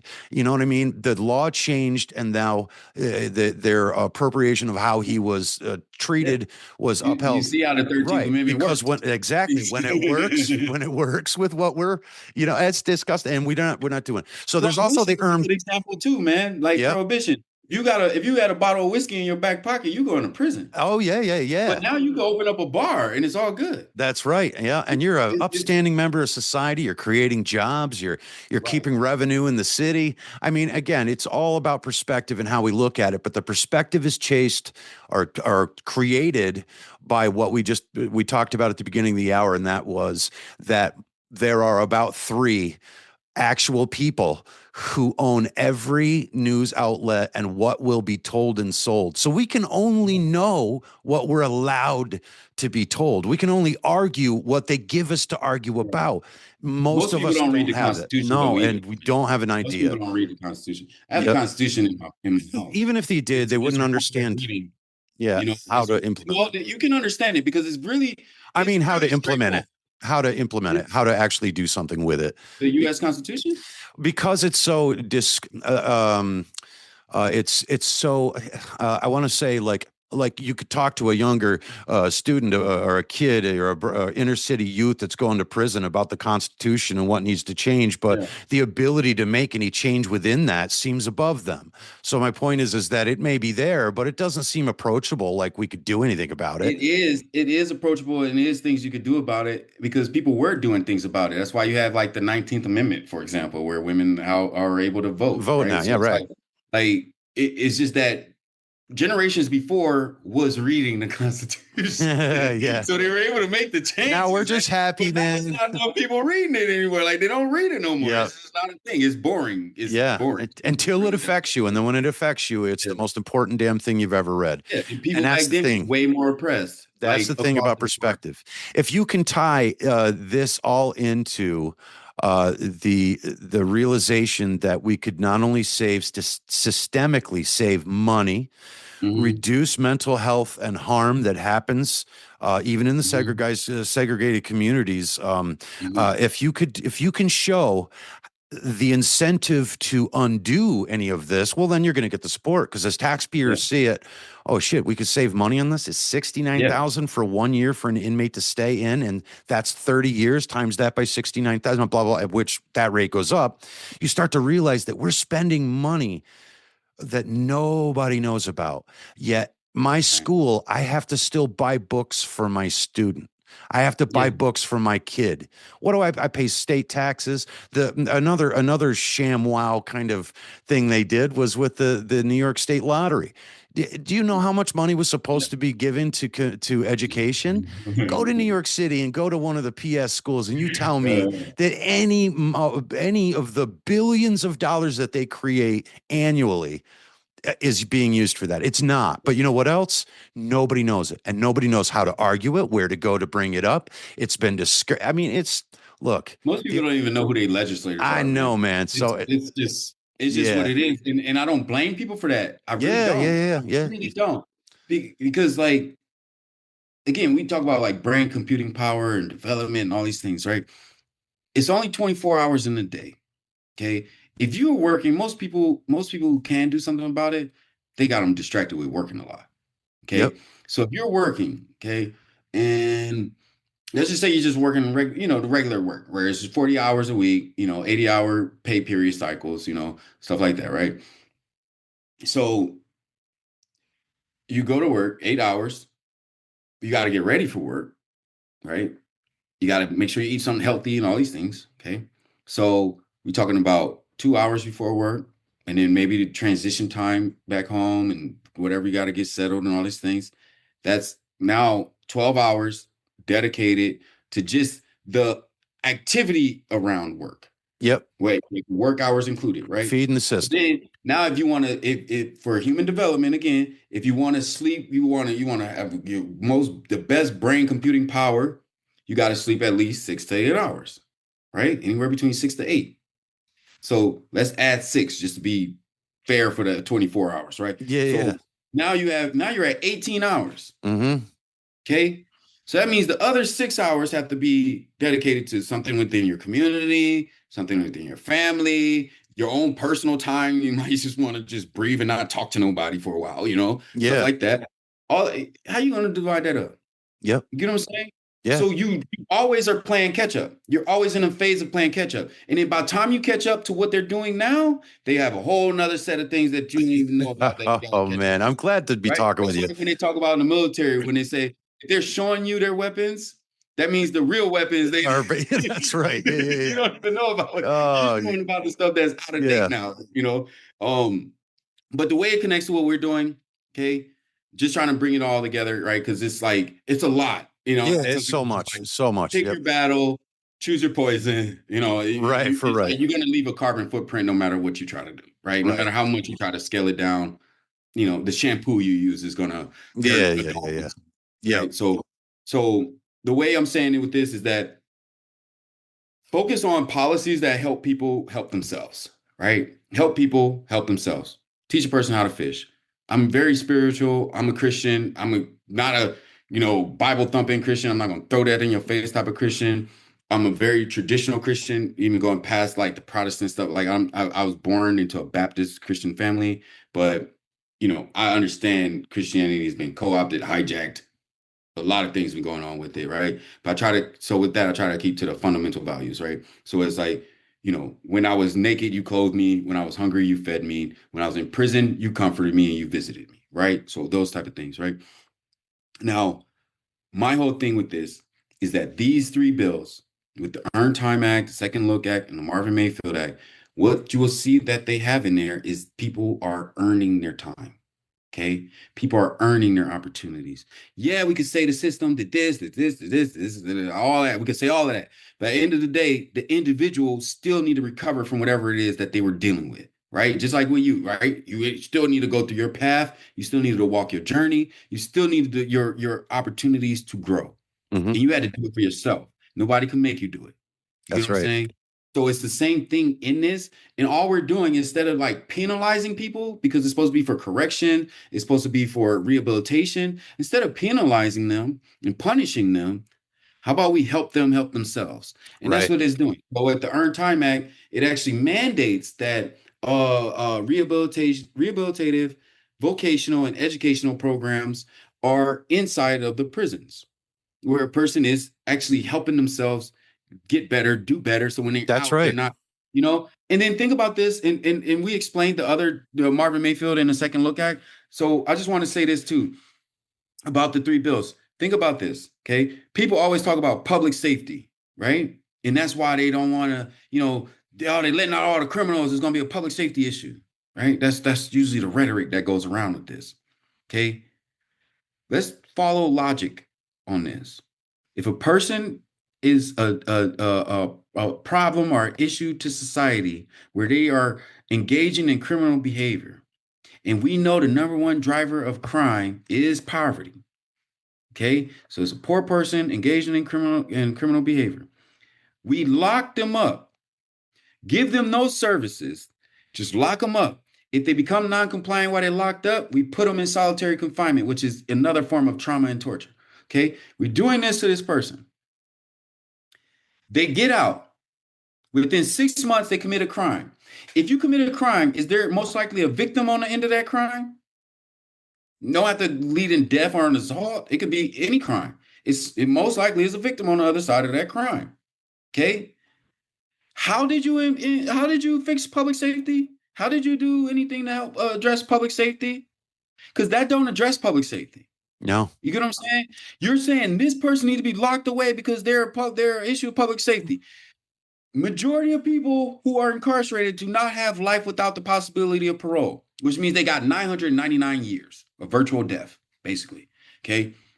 The majority of people who are incarcerated at that 33,000 do not have that sentence. So that means they have a release date. It means they're coming home. If you want this person coming home and doing better, you need to do it now while they're incarcerated. You don't wait till they get back out in the community. You got to That's help them. exactly right. So you're creating potential victims by not addressing this issue. Oh, that's beautifully put, Garrett. You Thank you get what so I'm much for saying, that. man? Yeah, It's so absolutely. bizarre the way It they do seems like that. a common sense thing, but again, we're So so common. distractible. Before we get out of here, I want to share a story with you in particular because I think it just kind of parallels everything that you've said and we're talking about. I learned in one story. When I was 18, I had only been in the prison system for a year. Before that, I was in county jails, nothing like Elmira State Penitentiary, maximum security. I had no family. I had no friends. I had nobody coming up to visit me. I decide I'm going to kill myself. I go to hang myself. I get banged out. They take me to the SHU. I then end up in a special observation unit for mental health. I ended up meeting a counselor there, and that counselor told me, he just kind of, was such a perfect guy, which was so uncharacteristic of the people I had worked with in the prison systems before. They tend to hire from the bottom of the barrel. But this young guy looked at me one day and said, dude, look, you're going to be out in a couple of years. I mean, you got 80 years in front of you. What the hell are you doing? What is it that you're passionate about? He gives me this whole spiel. There was nothing in me that saw that there was any reason to believe I could have a passion, right? Anyways, after a little bit, a couple of weeks of going back and forth to him, I'm like, I don't know, man. I come up with helping people in music. That's what I'm passionate about. He's like, perfect. You can use that right now. Even in jail, you're going to find an opportunity if you just keep it in the forefront of your brain every day you wake up and think about it, right? And just let your day roll. So I'm locked down 23 hours a day, right? We got half hour rec, half hour grub time, and boom, back into the cell. So when it comes to Sunday church, man, even if I wasn't religious, I was going, and I went to a Baptist church. I get there, man, and I'm just like blown away. This black dude is singing, right? And he's giving me goosebumps off the back of my neck. My passion had always been music. I just didn't know how to do anything about it.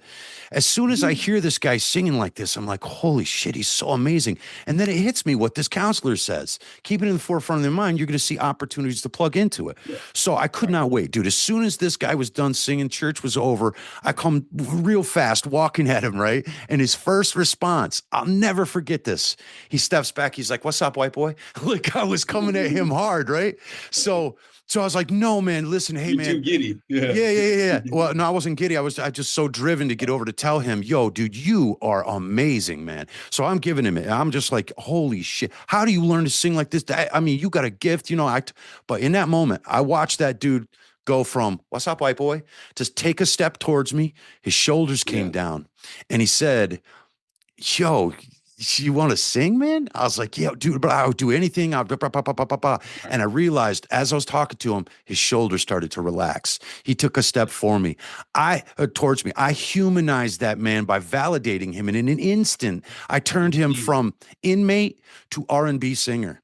And in that moment, just like that, it didn't matter that I was white and he was black, and his boys are on the side going, why are you talking to that motherfucker? You know what I'm saying? And then that dude was jogging with me. He's jogging with me the next day around the rec yard doing vocal exercises. The reason I tell this story is this. When I walked up to him, everything we have preconceived ideas happened, right? Here comes a white boy. He's separate from me. This ain't our clique. We don't do this, blah, blah, blah. But the minute that I saw him as a man and I saw his potential and I saw who he was and what he was capable of, it removed all of that shit. Yeah. I got along with everybody in that prison system while I was there and had very little problems because I looked at the human and saw the potential. Yeah. That's a gift we can all use. Like if you don't cause no problems, if you yeah, of course you're not being a punk, but Yeah. Yep. Usually you won't get no problems, especially if you're not a gambler, Yeah. stuff like that. That's but for sure. I want to say this too, because I just want to clarify this, because sometimes this happens for me when I say things about like white supremacy. Okay. So I know this from experience that people butt get tight when I talk about white supremacy. Okay. Like they start to clinch up. That's what my show's about. Make them tight. Go ahead, man. Right. So I just want to say this. When I talk about white supremacy, I'm not talking about all white people. I know. Okay. Because there's a lot of white people who are used as cannon fodder without realizing it by white supremacists. Okay. I'm talking about white supremacists. I'm talking about the people that's in control and have the power to actually do these things. Yep. Okay. So they're the ones who set classism the way it is, set the socioeconomic system the way it is. And white people who go through it, right, are poor white people that's not in that inner circle. And poor can be you make less than $130,000 a year. Like that could be poor. Like poor is really, really relative. Yep. Okay? So, it's just that you don't have the means or the ways to do these things, and you're not connected to the right people, the right white people as a white person. So, and that's a part of the psyop. It's to keep, it's like that. It's really just like, Lyndon B. Johnson said it, where it's like, keep the white person distracted, the poor white person distracted and thinking they got a little bit better than the next poorest black person, or even a rich black person, just think they got it better than them, and they'll never focus on us. So when you say that, right, when I'm quoting him and he say us, not focus on us, who is the us? Yep. Yeah. Now, I want to say I agree. I see your perspective. But I've met a lot of white poor that went through and still are victims of the very same the judicial system that you speak of. It's not just white sacrifice. It's not just black versus white. It really is been monetized, incentivized because it's revenue driven. The circumstance is what's determining this now. It may have began that way. But it's more sensational when you use black people. It's more, it could get more eyes on it. It could get all these things on it. So it's like, I look at it as like, if you look at America as a totem pole, okay, the dirt is Native Americans. Okay. Native Americans got it way worse than black people. Okay. The dirt is Native Americans. That bottom piece of the totem pole is black people. And then you have Latin or Hispanic people, then you have I would actually say you have poor Latin, or not poor Latin, poor Asian, and then After poor Asian, you have poor white. Okay. Then you have white, okay, which is like European white, that type of white. Then you have Jewish. Then you have Anglo-Saxon white, which is the white. Like that's the founding white of America, right? The Yeah. white Anglo-Saxon Protestant. So when you look at it from that, at that type of scale, you can see how these things start to happen. You can see, okay, why so many black people that's incarcerated? They're the easiest to get, Yeah, easiest yeah. pickings. Dude, when Who's gonna it fight comes them? to revenue, it doesn't matter. If they could figure out a way to only incarcerate white men between 25 and 50 and there was an incentive, you'd see those prisons fill up with white people between 25 and 50. You are the easiest group if you're stuck in the middle of a shit city with How you gonna infrastructure fight that's them? falling down. Where are you going to get the ability to move forward? Now, I know And we could again, talk this, about this is the this. last thing. This is all I know we're gonna talk too much, Oh, but yeah, yeah. I just want to say this one last thing. Um, the reason why I say a lot of people are on the chopping block and they don't realize it is because if you want to successfully fight a legal case in America, one, you're gonna need at least $250,000 if you want to do it right For sure. without having no type of conviction or parole or probation or you pay this fine that you just done. You beat it. You don't have Yep. to do nothing from it. Okay, so one, you're gonna need about $250,000. Two is you need to be able to understand and comprehend the law because to a level where you can really navigate it because the law requires a grade 14 reading comprehension level. Yeah. Grade 14, which means at least you completed your sophomore year of college or you got an associate's degree type of equivalency, right? And you didn't just skate through, but you Hmm. actually can have you actually have a level 14 reading comprehension, understanding of the law. Like you gotta have to have that to have the understanding of the law. The average American, and this is they already proved this stuff that's already out Yeah. there. I'm just seeing what they done said. The average American has an eighth grade I was reading going to level. say eighth, ninth grade level. Yep. Yep. How you gonna win? Not only that, when I was in Elmira, dude, the law library used to be filled with dudes that had their shit together. Boy, they really knew what they were doing. But just before I left, there was a huge uprising with a group of those folks who were saying, "Yo, man, these law books that you give us to study are outdated. The laws that are relevant to our cases, we need these law books. Ah, well, we can't afford that. It's not in the budget. So, but you can have access to this law library of antiquated laws that are in the That books don't even apply that anymore. don't even apply. But again, nobody's looking, man. So it's easy to get over. So look, I think the biggest thing that Communities Not Cages can really benefit the community with is give them the information, the resources, and the understanding of how it financially connects to each of their daily living. Because other than that, nobody cares, man. That's the bottom Yeah, I line. They mean, New didn't York care is losing when a my lot of white ass money. was in there. They certainly didn't care when you was in there because we were out of sight, out of mind. Yeah. Now, when we look at $69,000 a day to keep one inmate in jail, and then we think, how No, much it's would it eighteen hundred cost? dollars. It's $1,800 a day to keep Oh no, one. 69,000 a year. So what I was going to say is if we even took a quarter of that and used it to actually lift up the community, to incentivize, to build up these communities so that they actually had places where white folk want to come and shop, Right. put some of that money in there. When people can see the connection, that's when They we're going to do see the build them up. change.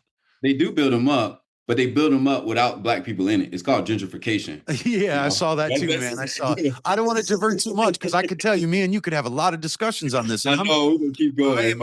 I'm not on the mindset that it is all black, even though I do see it is proportionately. I mean, 90% of the inmates are black individuals or And non-white, I like I should said, the say. reason for that is the majority of people who are poor Yep, are black. that's And the right. why they're poor because of the laws that's been in place since slavery, and then it's never Yeah, stopped. Like but slavery never stopped. It just transitioned, but it didn't stop. Like that's the whole thing. I really want people to know, even beyond the bills, okay? Because the bills are important for New York State, but slavery is happening in the United States as we currently speak, not just in New York, okay? Because the 13th Amendment applies everywhere. And I just want people to understand that slavery, the practice of slavery, okay, the intention of it, it never stopped. So, like my it third just great went behind the grandfather, door. yeah, It just went, it changed the mask. It just like, oh, put this one on. Okay. My Thrice's great grandfather fought in the Civil War. Okay. Excuse me. Yeah. He fought in the Civil War. Okay. He fought at the Battle of Bunker Hill, Alabama. He was with the 2nd Regiment in Louisiana, the infantry for the Union piece of Louisiana. Okay. He fought there, fought in Texas, went back to Louisiana, started an unincorporated community, participated in the St. Bernard massacres where Confederates in Klan, which is, the militia, but they was the Klan, they was calling themselves the Klan, KKK, but they was a militia. They was fighting against Black people who was starting their own communities post Civil War during the Reconstruction era. That's right. Okay. So I don't want people to people need to understand, if you, like, my ancestors fought in the Civil War. Okay. So I'm looking at the 13th Amendment and I look at that as like, that's a slap in the face to anybody that fought in the Civil War, that fought for freedom. If you fought for freedom, if you fought for slavery, then hey, it's not a slap in the face because you still got what you wanted. But it's like, for the people that's like, if you're, if your dad was a Yankee or your grandfather or your great grandfather was a Yankee, this goes against everything that your family even fought against. They fought for it because they kept it going. Yep. They kept it going. They tricked everybody. They kept it going. They never stopped this. And it's easy to see. It's really easy to see. If you go in without a bias, go in as a person that's objective, that's just trying to, like, the way you would go in when you're trying to learn about the Incan or the Mayan Empire, right? Yeah, the same way. Just go in. There's a lot of declassified information right now that speaks to exactly this right now. You can literally go to CIA.gov. You can go to a lot of .gov sites where declassified information about how these laws happened, who are the players, what were the reasons.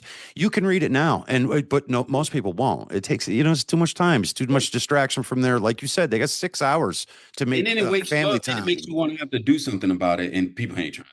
Yeah, no. I mean, it seems bigger, and I think really here's the solution. So, what is the best way to if somebody wants to jump on the board of this, how can they take action and join the cause with you all?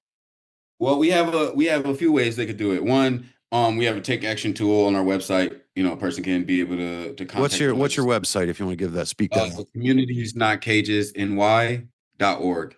Okay. And then we have a take action tool as well. Like it's a bit.ly link. I signed up for that.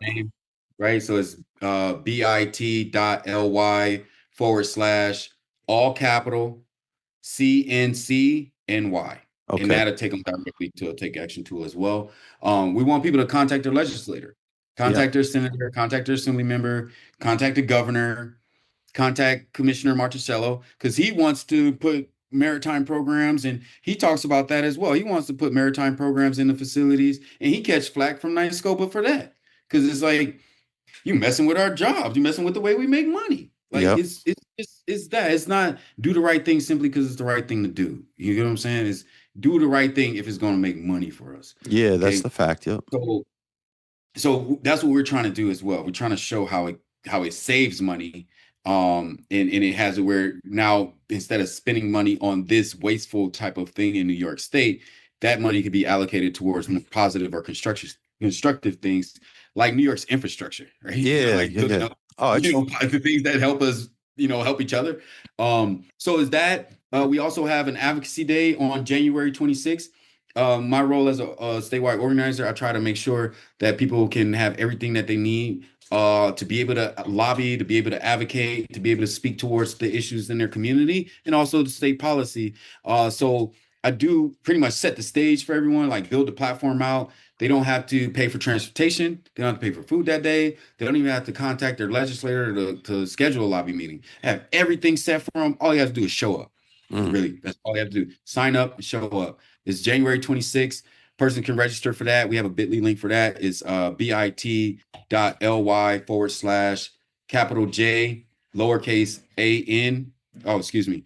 Capital CNC capital J lowercase an then 26. So bit.ly / CNC Jan 26.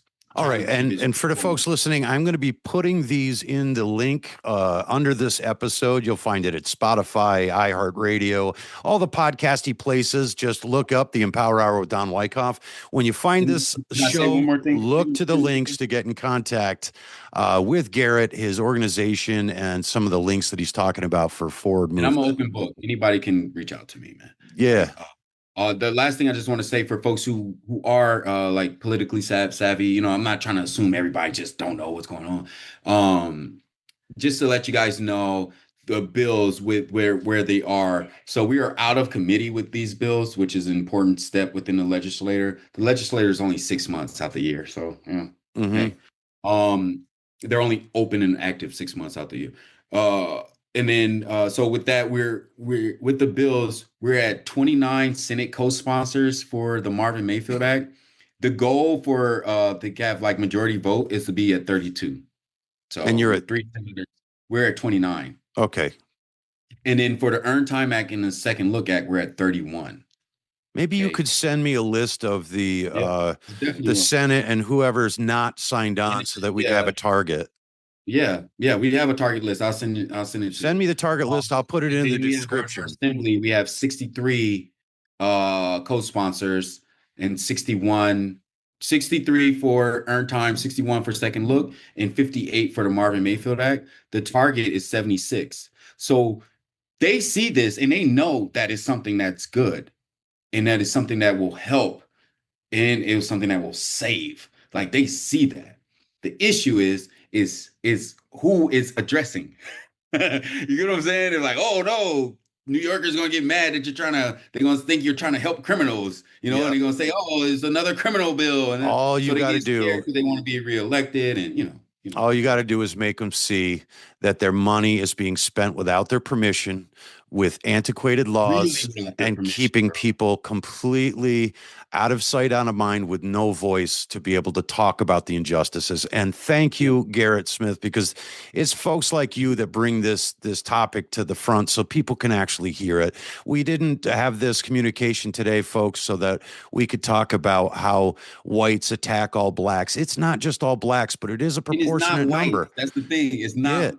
It's I should money. say white supremacy, because the people who are up there, they use race as a tool. They use racism as a tool. That's right. They use that, you know, to create division. Of course. So they can keep that supremacy. But really, it's just about the haves and the have-nots. Like they got it and they want to keep it. And here's the thing, folks. If you think about it, we're talking about people that are criminals, and what could they accomplish? I mean, it's not like they could become the president of the United States, for instance, right? I mean, you couldn't have like 40 some federal indictments and still, run for a second term. I mean, that's just crazy to think.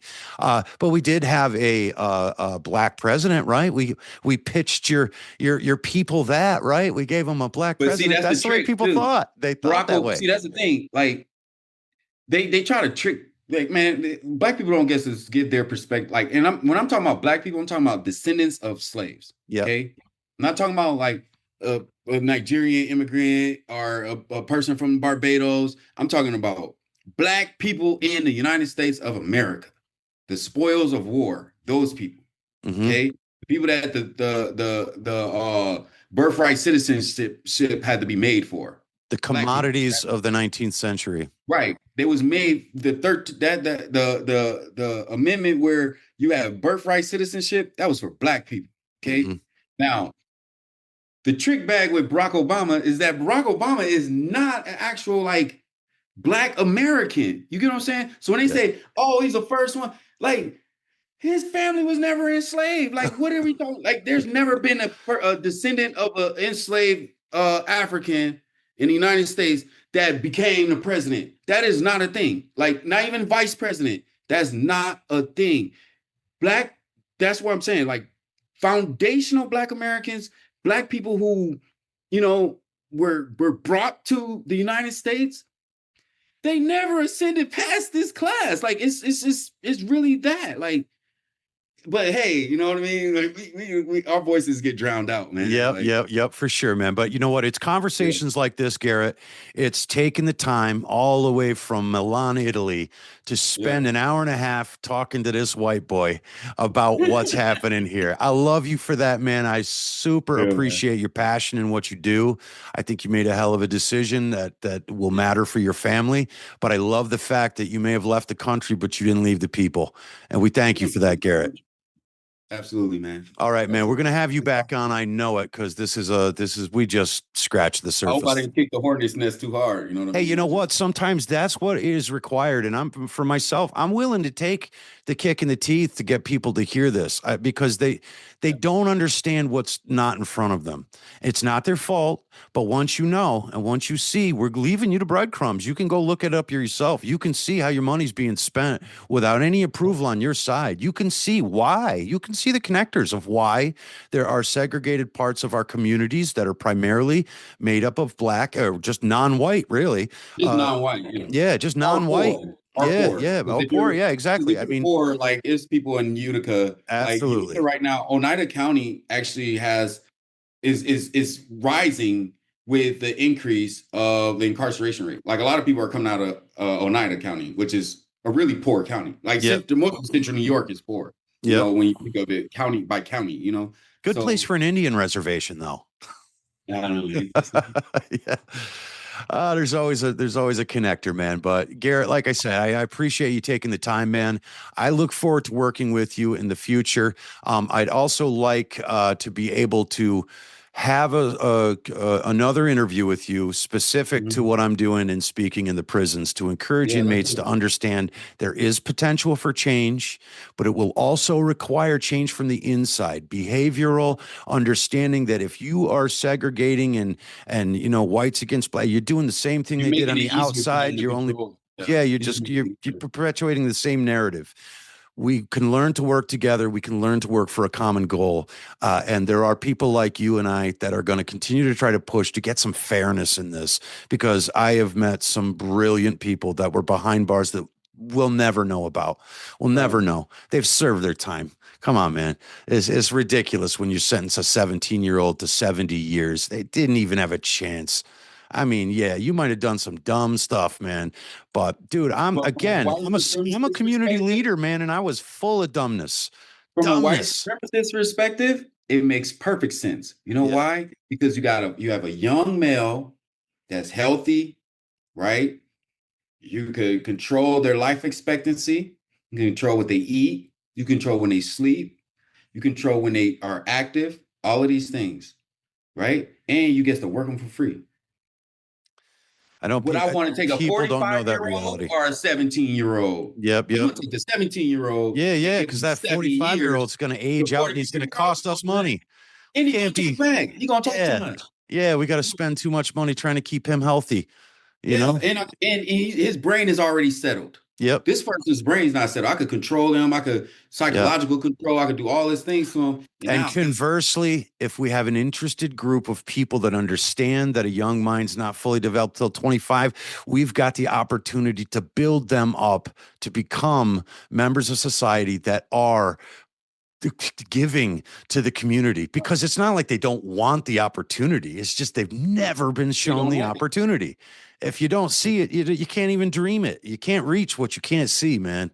So, hey, I think we're on the same page. Again, You are, Garrett, man. thank you so much. Thank you for No problem. communities, not cages, and being a part of that and sharing some of Yeah. this. Anybody can Again, be a part of it too. So Again, folks, you can find out more at communitiesnotcagesny.org. And then there'll be links in the description of this video when it hits YouTube and Spotify and all that. Please follow the links. Do a little bit of investigation on your own. See what we're talking about. And if there's something you can do about it, well, hey, do something about it. right. All right. Until next time, Garrett Smith, thank you so much. Folks, I'm out of here and we'll see you soon. All right, Garrett, I'm going to end this on the recording and I just want to talk with you one more second. So before we go, all Okay. right, take care, Garrett. Thanks again.